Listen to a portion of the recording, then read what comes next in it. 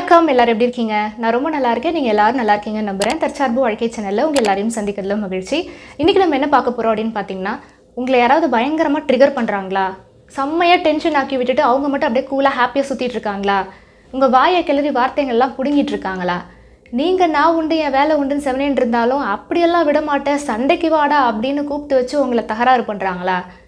இந்த மாதிரி ஆளுங்களை பார்க்கும்போது அப்படியே மூட்டைப்பூச்சியை நசுக்கி போடுற மாதிரி நசுக்கணும்னு கூட உங்களுக்கு தோணியிருக்கலாம், கோபம் வரலாம், பயங்கரமாக வெடிச்சு செதறலாம். இருங்க இந்த மாதிரி நூதனமாக அப்படியே உள்காயங்கள் மட்டும்தான் இருக்கும், வெளியில் காயங்களே தெரியாது. அந்த மாதிரி ஒருத்தர் உள்குத்து மட்டுமே பண்ணிக்கிட்டு இருக்கிறத பார்க்குறப்ப உங்களுக்கு ரொம்ப டென்ஷனாக இருக்கீங்கன்னு நினைக்கிறேன். ஸோ இந்த மாதிரி நபர்களை எப்படி கையாளுறது அப்படிங்கிற ஒரு முக்கியமான GrayRock மெத்தட் அப்படின்ற டெக்னிக்கை தான் இன்றைக்கி பார்க்க போகிறோம். ஸோ முடிஞ்ச வரைக்கும் டாக்ஸிக் ரிலேஷன்ஷிப்லேருந்து வெளியில் வர்றது தான் நல்லது. ஆனால் சில சந்தர்ப்ப சூழ்நிலையினால் குடும்பத்தில் இருக்கக்கூடிய ஒரு சில விஷயங்கள்னால நம்மளால் அப்படி வெளியில் வர முடியலை. இருந்தாலும் நான் சேஃப்கார்ட் பண்ணிக்கணும் அப்படிங்கிறவங்களுக்கு இந்த GrayRock மெத்தட் கண்டிப்பாக யூஸ்ஃபுல்லாக இருக்கும்.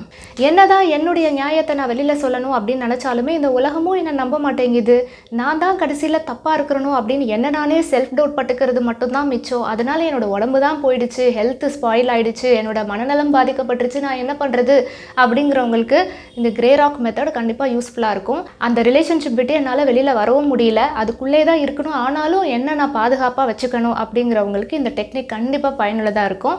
ஸோ GrayRock மெத்தடில் ரொம்ப ரொம்ப முக்கியமான 3 ரூல்ஸை நீங்கள் ஃபாலோ பண்ணணும்.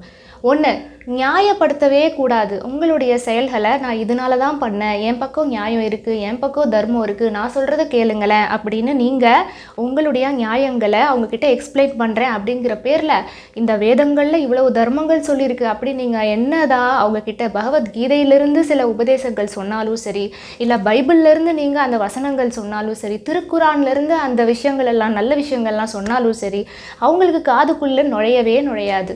நீங்கள் அப்படியே பேசிகிட்டே இருக்க வேண்டியதான், என் பக்கம் நியாயம் இருக்குது, என் பக்கம் தர்மம் இருக்குது, நான் சொல்கிறத கேளேன் அப்படின்னீங்கன்னா யார் பெற்ற பிள்ளையோ தனியாக என்னமோ புலம்பிக்கிட்டு இருக்கு அப்படின்னு சொல்லிட்டு அவங்க பாட்டுக்கு ஜாலியாக சுற்றுவாங்க.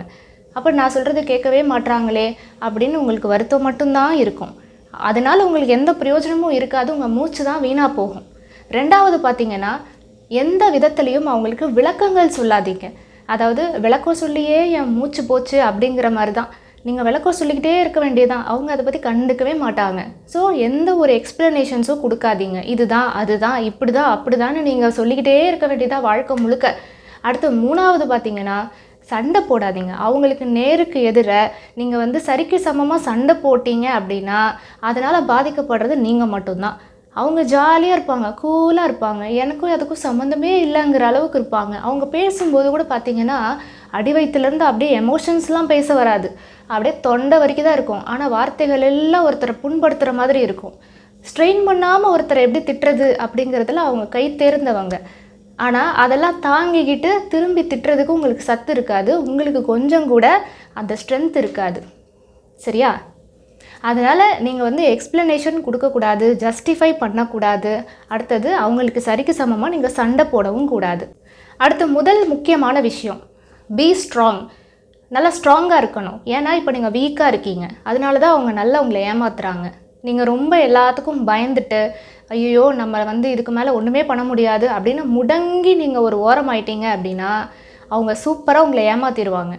அதனால் நீங்கள் ஸ்ட்ராங் ஆகணும், தைரியமாக இருக்கணும், எல்லாத்தையும் ஃபேஸ் பண்ண முடியும் அப்படின்ற ஒரு தன்னம்பிக்கையோடு இருக்கணும். பட் எனக்கு புரியுது, அவங்க பண்ணின அந்த மேனிப்புலேஷனில் உங்களை நீங்களே ரொம்ப செல்ஃப் டவுட் ஆகி ரொம்ப உங்களை நீங்களே எல்லாத்தையும் வருத்தப்பட்டு வீக் ஆகிட்ருப்பீங்கன்னு எனக்கு புரியுது. பட் ஆனால் இது உங்கள் டர்ன். இனிமேல் நீங்கள் வீக்காக இருக்கக்கூடாது, ஸ்ட்ராங்காக மாறணும். உங்களுடைய ஸ்ட்ரென்த் பவர் எல்லாத்தையும் ஒன்று சேர்த்து வெளியே கொண்டு வரணும். அப்போ இதை கொண்டு வரத்துக்கு ஃபஸ்ட்டு ஸ்டெப் என்ன அப்படின்னு பார்த்தீங்கன்னா, நல்லா சாப்பிடணும், நல்லா தூங்கணும், ரெஸ்ட் எடுக்கணும், செல்ஃப் கேர், செல்ஃப் லவ். இந்த 5 விஷயத்தையும் ஃபஸ்ட்டு ஸ்டெப் எடுத்து வைக்கணும். ஏன்னா இதெல்லாம் நீங்கள் பண்ணியிருக்க மாட்டீங்க, எனக்கு தெரியும். நீங்கள் நல்லா தூங்க மாட்டீங்க, நல்லா சாப்பிட மாட்டீங்க, ரெஸ்ட்டுனா என்னன்னே தெரியாது, செல்ஃப் கேர் மறந்து போய் ரொம்ப வருஷம் ஆயிருக்கும், செல்ஃப் லவ்வா, செல்ஃபுங்கிற ஒரு விஷயத்தையும் மறந்தாச்சு, அப்புறம் எங்கே செல்ஃப் லவ்? அப்போ இந்த 5 விஷயத்தையும் கொண்டு வரது தான் ஃபஸ்ட்டு ஸ்டெப். நீங்கள் ஸ்ட்ராங் ஆகணும் அப்படின்னா இந்த 5ஐயும் பண்ணால் தான் ஸ்ட்ராங் ஆக முடியும். சரியாக சாப்பிட மாட்டீங்க, சரியாக தூங்க மாட்டீங்க, ஏன்னா இதெல்லாம் உங்கள் மண்டைக்குள்ளே ஓடிக்கிட்டே இருக்கும். இவங்க ஏன் இப்படி நடந்துக்கிறாங்க, இவங்களாம் மனுஷ ஜென்மமா, இப்படி நடந்துக்கிறாங்களே, இந்த மாதிரிலாம் நான் உலகத்தில் யாரையுமே பார்த்ததே இல்லையே அப்படின்னு உங்கள் மண்டைக்குள்ளே ஓடிக்கிட்டே இருக்கும். சாப்பிட தோணாது. நீங்கள் சாப்பிடாம இருந்தால் அவங்க வந்து உங்களுக்கு சாப்பிட்றதுக்கு செஞ்சு கொடுப்பாங்க, இல்லை ஐயோ சாப்பிடாம இருக்காங்களே அப்படின்னு வருத்தப்படுவாங்க அப்படின்னு நினச்சிட்டு நீங்கள் சாப்பிடாம இருந்திருப்பீங்க. ஆனால் நீங்கள் 3 நாள் பட்னியாக இருந்தால் கூட ஏன் பட்னியாக இருந்தேன்னு வந்து கேட்டிருக்க மாட்டாங்க. ஆமாவா இல்லையா? அப்போ நீங்கள் சாப்பிடாம இருக்கிறதுனால யாருக்கு என்ன பிரயோஜனம்? உங்களுடைய ஹெல்த்து தான் ஸ்பாயில் ஆகுது. அதனால் ஃபஸ்ட்டு ஸ்டெப்பு நீங்கள் ஸ்ட்ராங் ஆகிறதுக்கு என்ன பண்ணணும்? நல்லா சாப்பிடணும், நல்லா தூங்கணும், நல்லா ரெஸ்ட் எடுக்கணும், செல்ஃப் கேர் ஆக்டிவிட்டி பண்ணணும், செல்ஃப் லவ் பண்ணணும். இந்த 5 விஷயத்தையும் நீங்கள் பண்ணுறது தான் நீங்கள் ஸ்ட்ராங் ஆகிறதுக்கு முதல் படி. இது வரைக்கும் அவங்க உங்களை ஏமாற்றி உங்களை மூளையில் தள்ளி முடக்கி அவங்க ஜெயிச்சுட்டு இருந்தாங்க இல்லையா? இனிமேல் அவங்க ஜெயிக்கக்கூடாது, நீங்கள் தான் ஜெயிக்கணும். அப்போ என்ன பண்ணணும்? உங்கள் பவர் எல்லாத்தையும் ஒன்று திரட்டி வெளியே கொண்டு வரணும். அப்படி வெளியில் கொண்டு வந்து நீங்கள் ஸ்ட்ராங் ஆகணும் அப்படின்னா இந்த 5 விஷயத்த கண்டிப்பாக பண்ணணும். பண்ணால் மட்டும்தான் ஹெல்த்து நல்லாயிருக்கும். ஹெல்த்து நல்லா இருந்துச்சுன்னா மட்டும்தான் நீங்கள் ஸ்ட்ராங் ஆகி மேலே வர முடியும். அப்போ அவங்கள ஜெயிக்க விடக்கூடாது அப்படின்னா நீங்கள் உங்களை டேக் கேர் பண்ணணும். இந்த 5 விஷயத்த கண்டிப்பாக ஃபாலோ பண்ணியே ஆகணும். அதுதான் முதல் படி. அடுத்தது, யார் என்ன பண்ணால் நமக்கு என்ன, என்ன பேசினா நமக்கு என்ன அப்படின்னு நல்லா ட்ரெஸ் பண்ணிக்கணும், நல்லா வேலையில் கான்சென்ட்ரேட் பண்ணணும், உங்கள் ஒர்க்கில் நீங்கள் ஃபோக்கஸ்டாக எல்லாத்தையும் செய்துக்கணும். ஸோ செல்ஃபாக என்னென்ன பண்ணணுமோ இந்த 5 விஷயத்தை ஃபாலோ பண்ணிவிட்டு அடுத்த ஸ்டெப்பு உங்கள் வேலையில் கான்சென்ட்ரேட் பண்ணணும். உங்களுக்கான செல்ஃப் இண்டிபெண்டன்சி அப்படிங்கிற விஷயத்துக்குள்ளே வரணும். எல்லாத்தையும் எனக்கு நானே செஞ்சுக்குவேன், நான் ஸ்ட்ராங் ஆவேன், என்னுடைய வேலைகள் எல்லாத்தையும் நான் பக்காவாக ரெடி பண்ணி எல்லாத்தையும் முடிப்பேன் அப்படின்னு உங்கள் ஸ்ட்ரென்த்தை இன்க்ரீஸ் பண்ணணும். பயப்படக்கூடாது, அவங்களால ஒன்றும் பண்ண முடியாது. அதனால் பயத்தை விட்டுறணும். தைரியமாக அந்த விஷயங்களை நீங்கள் ஃபாலோ பண்ணணும். அடுத்து 2வது, செல்ஃப் டவுட்டே இருக்கக்கூடாது. எனக்கு இது முடியுமா, என்னால் இந்த விஷயத்தை செய்ய முடியுமா அப்படின்னு நீங்கள் செல்ஃப் டவுட் இருந்துச்சு அப்படின்னா உடனே அதை மாற்றணும். செல்ஃப் கான்ஃபிடென்ஸை இன்க்ரீஸ் பண்ணணும். என்னால் முடியும், என் ஒர்க்கில் என்னால் கான்சன்ட்ரேட் பண்ண முடியும், எனக்கு அந்த கேப்பபிலிட்டி இருக்குது, எனக்கு அந்த கெப்பாசிட்டி இருக்குது, என்னால் செய்ய முடியும், நானும் அந்த விஷயத்துலேருந்து வெளியில் வந்து எல்லாத்தையும் சாதிப்பேன், சந்தித்து எல்லாத்தையும் நான் கரெக்ட் பண்ணுவேன் அப்படின்னு ஃபஸ்ட்டு அந்த செல்ஃப் கான்ஃபிடென்ஸ் வந்து இன்க்ரீஸ் பண்ணிக்கணும். ஏன்னா நீங்கள் இவ்வளோ நாள் முடங்கி கிடந்ததுக்கு காரணம் என்ன அப்படின்னா உங்கள் மேலே இருக்கக்கூடிய செல்ஃப் கான்ஃபிடென்ஸ் குறைவாக இருக்குது, செல்ஃப் எஸ்டீம் ரொம்ப கம்மியாக இருக்குது. அவங்க என்ன சொன்னாலும் ஒருவேளை நான் தான் இப்படி இருக்கணும், எனக்கு தான் அந்த கேப்பபிலிட்டி இல்லையோ அப்படின்னு நினச்சி அவங்க சொல்கிற விஷயங்களுக்கு எல்லாம் நீங்கள் முக்கியத்துவம் கொடுத்து காது கொடுத்து என்னாச்சு அப்படின்னா உங்களுடைய சுயத்தை நீங்கள் மறந்துட்டீங்க. நீங்கள் எவ்வளோ புத்திசாலி, எவ்வளோ அறிவாளி, எவ்வளோ டேலண்டட் அப்படிங்கிறத நீங்கள் சுத்தமாகவே மறந்துட்டீங்க. நல்ல ஒரு ஸ்கூல் படிக்கும் போதோ காலேஜ் படிக்கும் போதோ நீங்கள் நல்ல டேலண்டடாக இருந்திருப்பீங்க, ஏதோ ஒரு துறையில் நீங்கள் ஷைன் ஆகி போக வேண்டிய ஒரு கேரக்டராக இருந்திருப்பீங்க. ஆனால் இந்த பர்சன் உங்களை வந்து நீ எதுக்கும் லாய்க்கு இல்லை, நீ இது கூட நீ கரெக்டாக செய்ய மாட்டேங்கிற அப்படின்னு சொல்லி உங்களுக்கான டேலண்ட் என்ன அப்படிங்கிறதே நீங்கள் மறந்து போயிட்டீங்க. அதனால் இனிமேல் தூசி தட்டி உங்கள் டேலண்ட் எல்லாத்தையும் எடுத்து வெளியில் விடுறீங்க. இந்த உலகமே பார்த்து வியந்து போகிற அளவுக்கு உங்களுக்குள்ளே இருக்கிற அந்த மறைஞ்சிக்கிட்டு இருக்கிற டேலண்ட் எல்லாத்தையும் அடித்து வெளியே தள்ளணும், எல்லாத்தையும் வெளியே காட்டணும். அப்போ உங்கள் செல்ஃப் கான்ஃபிடென்ஸை நீங்கள் அதிகரிக்கணும்.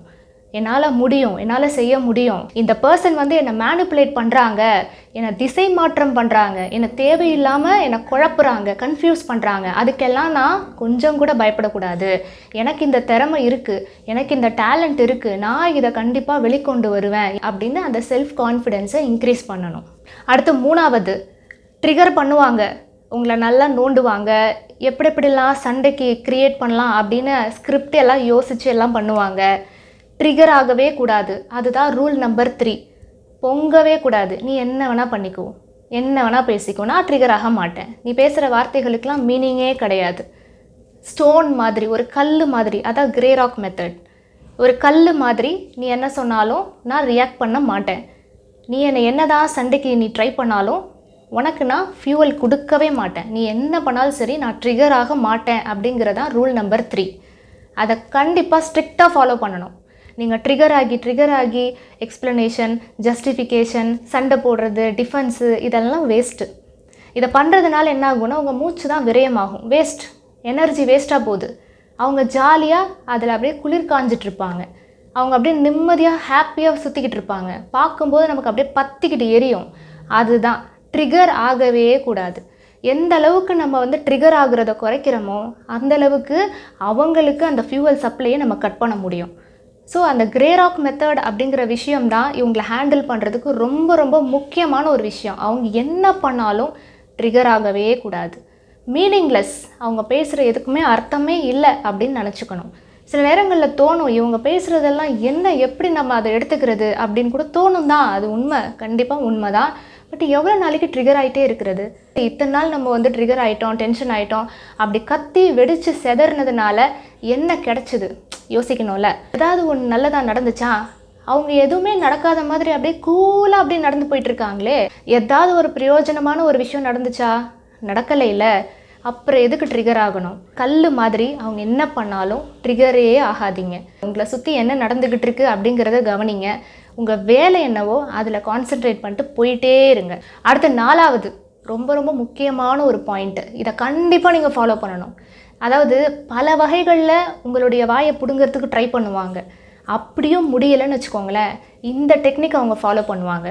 அதாவது உலகத்திலே என்னமோ அவங்க தான் ஒரு அறிவாளி, அறிவு ஜீவி அப்படின்னு அவங்களே தன்னைத்தானே நினச்சிக்கிட்டு ஏதோ ஒரு விஷயத்த உளருவாங்க. அதில் ஃபேக்டே இருக்காது, உண்மையே இருக்காது. இது வாண்டடாக பண்ணுவாங்க. அவங்களுக்கே தெரியும் அவங்க பேசுகிறது தப்பு அப்படின்னு. ஆனால் வாண்டடாகவே ஒரு ஃபேக்டை தப்பாக சொல்லுவாங்க. எதுக்கு தெரியுமா? அப்போ தானே நீங்கள் அப்படியே பொங்குவீங்க. இது அப்படி கிடையாது, இப்படி அப்படின்னு ஒரு சில எக்ஸ்ப்ளனேஷன்லாம் சொல்ல ஆரம்பிப்பீங்க. கான்வர்சேஷனை வளர்க்குறது, இதெல்லாம் பேச்சை வளர்த்து சண்டையை வாங்குறது, சண்டைக்கு வர வைக்கிறது. ஒருத்தனை டைரெக்டாக சண்டைக்கு கூப்பிடுறோம், வரமாட்டேங்கிறான். நூதனமாக ட்ரை பண்ணுறோம், அப்பையும் வரமாட்டேங்கிறான். அப்போது நார்மலாக பேசுகிற மாதிரியே பேசி இந்த மாதிரி சண்டைக்கு வர வைக்கிறது. அப்போது நீங்கள் எக்ஸ்ப்ளனேஷன் பண்ண ஆரம்பிச்சிருவீங்க. இல்லை இல்லை இது இப்படி கிடையாது அப்படி அப்படின்னு. அவ்வளோதான், முடிஞ்சு சோலி. அன்னைக்கு பூஜை தான். ஸோ இந்த மாதிரி அவங்க வந்து ஏதாவது ஒரு ஃபேக்ட்ஸ் தப்பாக சொல்கிறாங்க அப்படின்னா ஓகே விட்டுருங்க. அதுக்கு நீங்கள் எக்ஸ்ப்ளனேஷன்ஸ் கொடுக்காதீங்க. அதனால பிரயோஜனம் இல்லை. கடைசியில் அன்றைக்கி ஃபுல்லாக சண்டையில் தான் போய் முடியும். ஸோ நீங்கள் எக்ஸ்ப்ளனேஷன் பண்ணும்போது என்ன ஆகும்னா அது ஒரு ஆர்கியூமெண்ட்டாக மாறும்.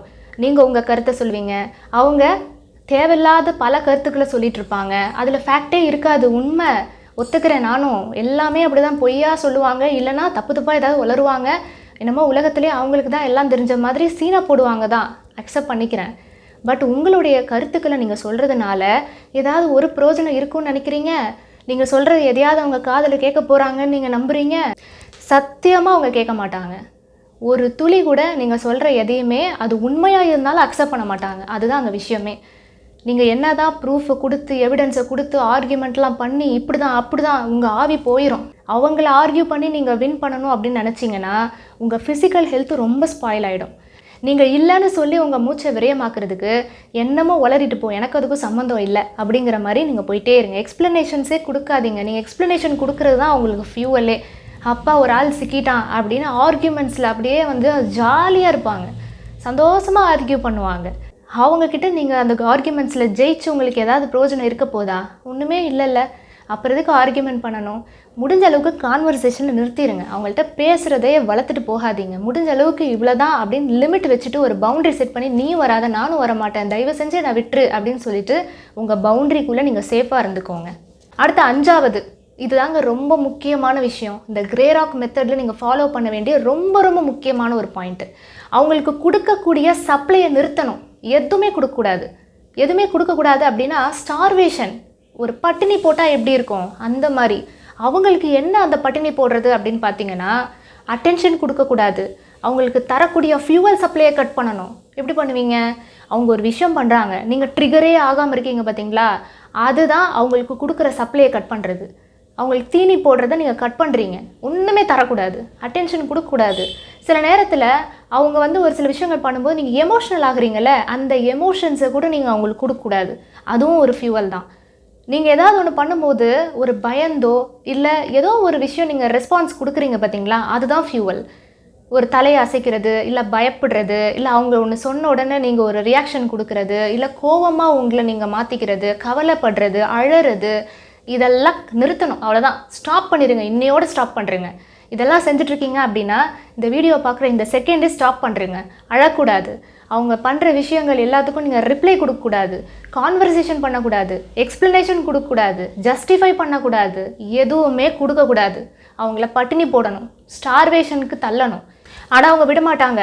3 மாதத்துக்கு மேலே அவங்களால ட்ரிகர் பண்ணாமல் இருக்கவே முடியாது. மிஞ்சி போனால் ஒரு 3 மாதம். அதுக்கு மேலே அவங்களுக்கே ரொம்ப டென்ஷன் ஆயிரும். எப்படியாச்சும் ட்ரிகர் பண்ணணும், யாரையாவது வாயை பிடுங்கி வார்த்தையை வாங்கணும், ஏதாவது கலவரம் பண்ணிக்கிட்டே இருக்கணும். அப்போ இந்த 3 மாதத்துக்கு ஒரு தடவை என்ன பண்ணுவாங்க? ட்ரிகர் பண்ண ட்ரை பண்ணுவாங்க. உங்களுக்கு என்ன பிடிக்காதோ அதை தாங்க பேசுவாங்க. உங்களுக்கு எது வந்து டென்ஷன் ஆகுமோ அதைத்தான் சொல்லுவாங்க. ஓ இதை சொன்னால் இவர் நல்லா டென்ஷன் ஆகுறாரு, இவர் வந்து இதுக்கெல்லாம் வந்து ரியாக்ட் பண்ணுறாரு அப்படிங்கிறது எல்லாத்தையும் கரெக்டாக நோட் பண்ணி வச்சுட்டு அந்த இடத்துல அடிப்பாங்க. அப்போது உங்களுக்கு எது பிடிக்காது, எதுக்கு நீங்கள் ட்ரிகர் ஆகுறீங்க அப்படிங்கிறதே அவங்களுக்கு தெரியக்கூடாது. அப்போ அந்தளவுக்கு நீங்கள் ஒரு ஸ்டோன் மாதிரி இருந்துக்கணும். நீ என்னமோ சொல்லு, என்னமோ பண்ணு அப்படிங்கிற அளவுக்கு நீங்கள் ட்ரிகர் ஆகாமல் ரெஸ்பான்ஸ் கொடுக்காம முடிஞ்ச அளவுக்கு நீங்கள் உங்களோட எமோஷன்ஸ் எல்லாத்தையுமே வந்துட்டு வேறு எதுலையாவது டைவர்ட் பண்ணுங்கள், ப்ரொடக்டிவான விஷயங்கள் கொண்டு போங்க. அப்போ இந்த மாதிரியான விஷயங்களுக்கு நீங்கள் போக மாட்டீங்க. கண்டிப்பாக ஆரம்பத்தில் கஷ்டமாக தான் இருக்கும், நான் ஒத்துக்கிறேன், அக்செப்ட் பண்ணிக்கிறேன். ஒருத்தர் ஒன்று பேசும்போது ட்ரிகர் ஆகுறது, டென்ஷன் ஆகுறது இதெல்லாம் இயல்பு தான். பட் நீங்கள் ப்ராக்டிக்கலாக யோசிச்சு பாருங்கள், அந்த இடத்துல யார் ஜெயிக்கிறா? அந்த மாதிரி ட்ரிகர் பண்ணுறவங்க தானே ஜெயிக்கிறாங்க. அந்த டாக்ஸிக் ஆளுங்க தானே ஜெயிச்சுட்டு ஜாலியாக சுற்றுறாங்க. அப்போ நீங்கள் ட்ரிகர் ஆகிட்டு டென்ஷன் ஆகிட்டு நீங்கள் மூலையில் உட்காந்து அழுதுகிட்டுல இருக்கீங்க. அப்போ யார் ஜெயிக்கிறாங்க? அப்போ இத்தனை நாள் நீங்கள் பண்ணிகிட்டு இருந்ததை வந்து பண்ணக்கூடாதுங்கிறது தானே இந்த இடத்துல நம்ம புரிஞ்சுக்கணும். அதனால் நீங்கள் என்ன தான் நடந்தாலும் சரி, அந்த 3 மாதத்துக்கு ஒரு தடவை கண்டிப்பாக உங்களை ட்ரிகர் பண்ணுவாங்க, உங்கள் வாயிலேருந்து வார்த்தையை பிடுங்குவாங்க, டென்ஷன் ஆக்குவாங்க. உஷாராயிக்கணும். அவங்க தூரத்தில் வராங்கனாலே ஓஹோ சைத்தான் சைக்கிளில் வருது அப்படின்னு நீங்கள் அலர்ட் ஆகிக்கணும். அடுத்து 6வது லாஸ்ட் பாயிண்ட், ரொம்ப முக்கியமான ஒரு பாயிண்ட்டு.